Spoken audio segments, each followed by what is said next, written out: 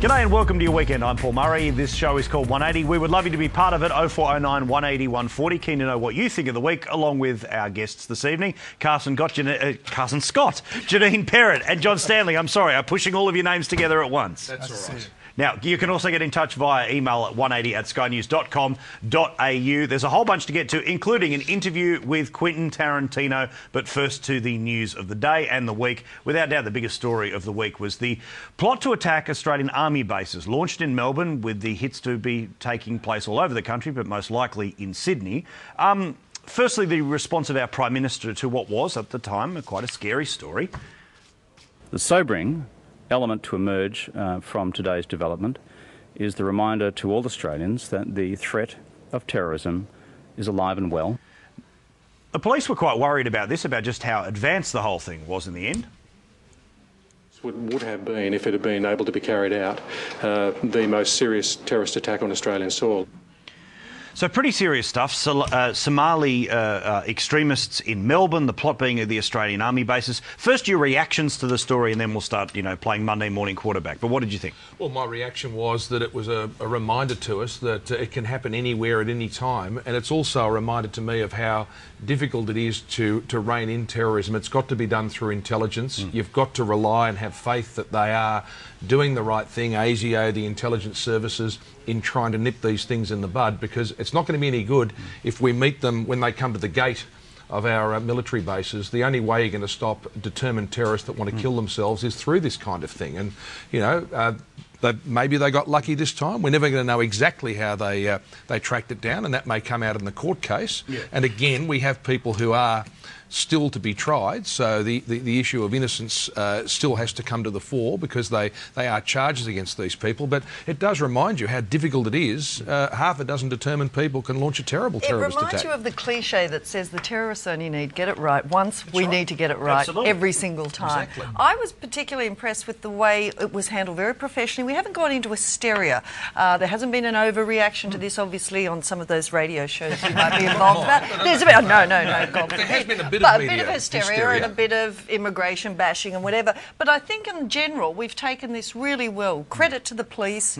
This is a warning, but not getting too carried away. But it is one of those things, Carson, where the overwhelming feeling that I had wasn't fear, was more so the system worked. The system worked. For all of the joking we've made about the terrorist hotline, for all of the criticism we level at politicians for saying, be alert and alarmed and all of that stuff, this has actually worked. Has it worked any better than a drug bust, as if to say, well, we're on top of the drug problem?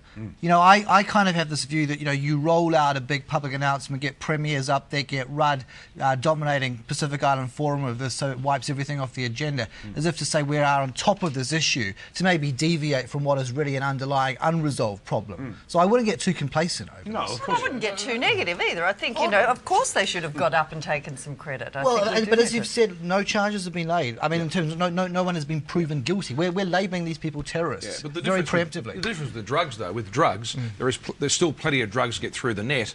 In this case, there are still plenty of people twittering in this country and inside this country, I suggest to you, and planning all sorts of deviant behaviour. They haven't actually done it. No, they haven't done it yet. Which brings us to the obvious thing here. Look, there is a subculture of people who hate this joint enough to at least even speculate about the best way to bring us down.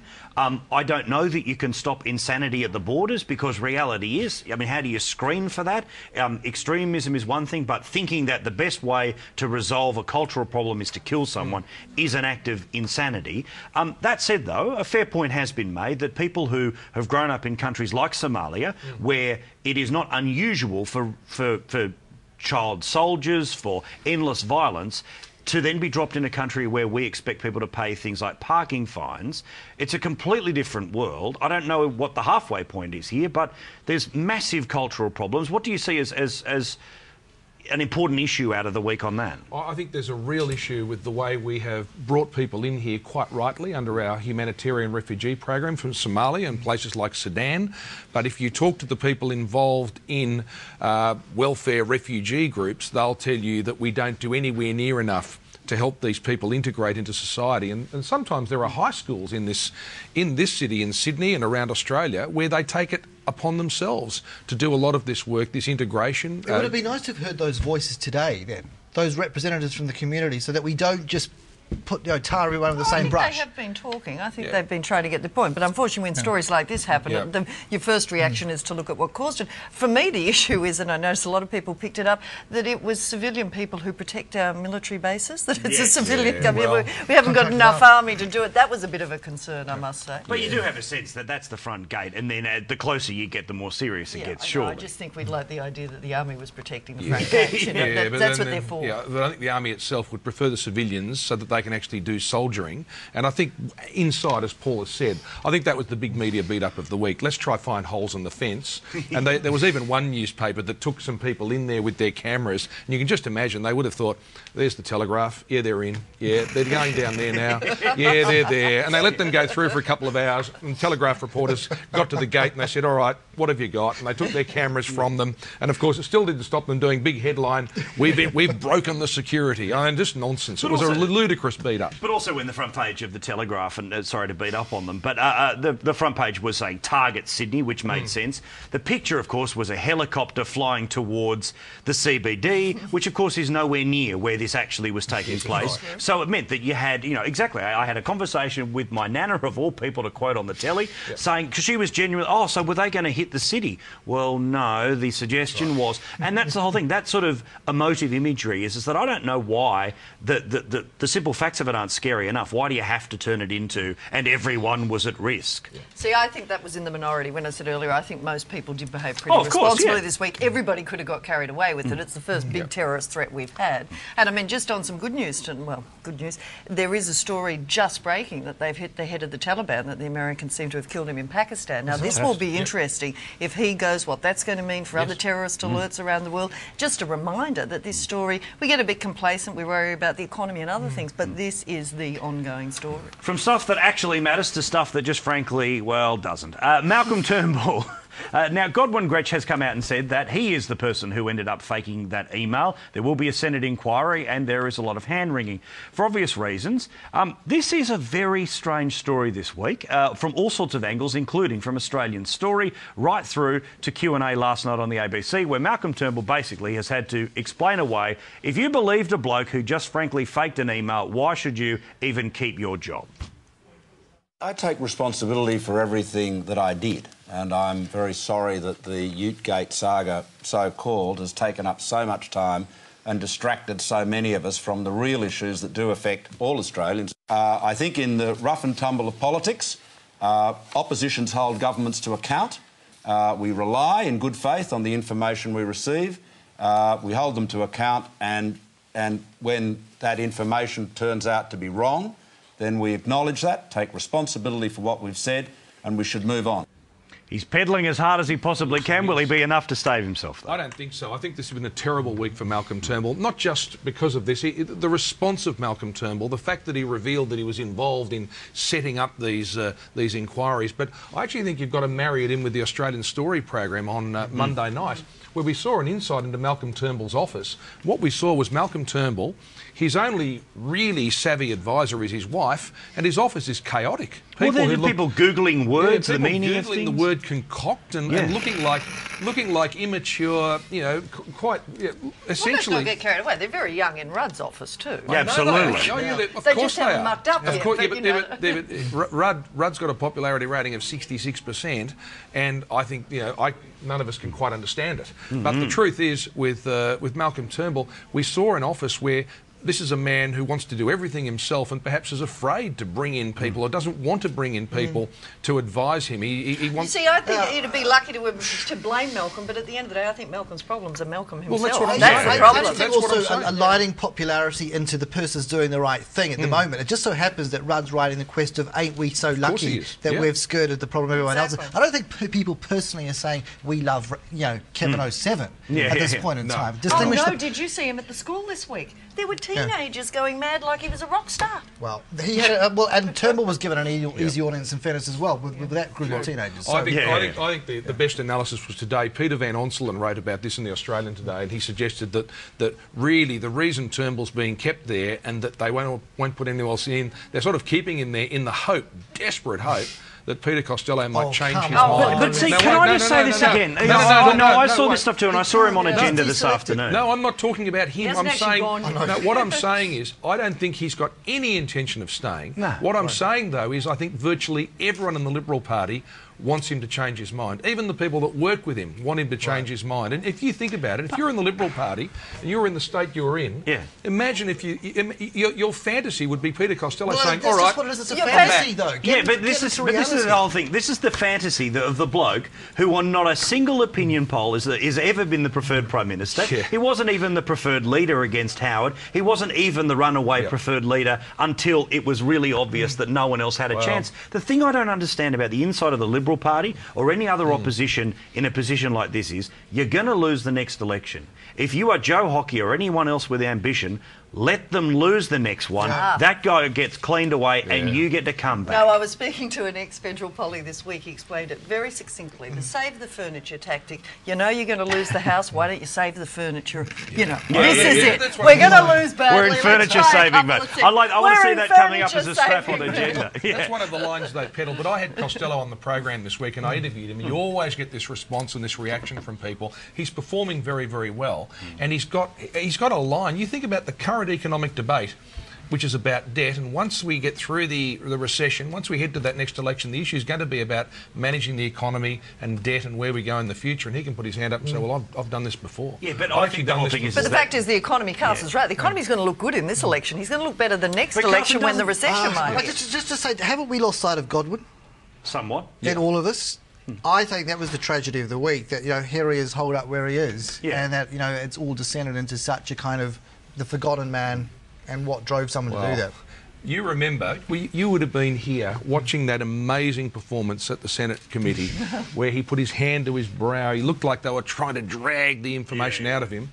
And yet, we learned from Malcolm Turnbull, this was all scripted and staged. And let's not forget the media's role in this, John. This was an Academy Award-winning performance by this bloke. And it wasn't only, I just get fed up with the media pointing the finger at Malcolm Turnbull. A lot of journalists got conned by this man as well. Absolutely. We don't point that out or resign. Remember that Friday night when all of them were looking down the barrel of the camera saying the Prime Ministership is under threat. I remember those. I was going, hang on, not quite. All right, now look, on the whole issue of leadership though, in New South Wales the current game at the moment is to try and figure out exactly when Nathan Rees will lose his time as Premier. I think the idea is that basically every Labor MP know they are about to lose a state election and they all want a chance at being Premier for a couple of weeks. Well, the latest speculation is that very famous numbers man, John Della Bosca, is going to end up being the Premier. The only problem is he would have to move from the upper house to the lower house, then launch a challenge. Somehow I don't think it's going to happen, at least that way. However, of course, they decided to go to a special expert tonight on the news to try and analyse this political situation, a body language expert. We've known each other for, 10 years now, and the relationship has been nothing other than cordial and friendly. I think it's a bit longer than 10 years, the Premier and I've known one. 97 or 98. But yes, I would describe our relationship as friendly and cordial. Pulling at their cuffs, they're both touching and moving their hands together. They're both equally uncomfortable in answering questions about each other. I remember when the only place that would talk to that bloke was the midday show. It's now the 6 p.m. news. Well, next we'll see that they'll be putting him on lie detectors during the 6 o'clock news. Don't you think it's appropriate to have a body language expert talking about Belinda Neal's husband? Yes, that's right. That's right. But this, Sir Carson, this is what political analysis has come. The day where basically the challenge is being discussed, when there's all of the actual facts of MPs talking, and you've got vision of a Premier and his potential challenger standing side by side. The best you can do is double check with Alan Pease. They're just thanking the lucky stars they've got a 4-year term, I think, because this is the great get out of jail clause for them now. That if there was an election tomorrow, they'd be hounded out of As there out should of town. be. There should be a recall. Well, there you go. There you go. The recall thing now, of course, I'm not. Who do we blame for that? Who do we blame for that? Can't we? Now, look, tomorrow there is going to be a major news story, and that is what is going to end up being the funeral of the Lynn family, who, of course, were murdered so brutally, so horribly in Sydney. Now, there is a very strange game which has been going on for the past few days that I wanted to take a second to talk about. There are a couple of reporters. One works for Channel 9, one works for Channel 7. Both have been around the family and their lawyers since the story broke about 3 weeks ago. The funeral will take place tomorrow, and the initial offer had been made to a reporter from Channel 9 to be part of the funeral itself, to actually deliver the eulogy. Once there was an internal conversation inside that newsroom, they decided it probably wasn't appropriate. So someone from Channel 7 is going to do it. I don't understand how people who didn't know this family apart from after this horrible thing have been given this role in this family's funeral. It's impossible to tell people how to grieve, but it just feels weird, Janine. The thing to realise here is that the person who seems to be driving it is the family's lawyer, so you'd question that. I thought at first perhaps they'd formed a relationship.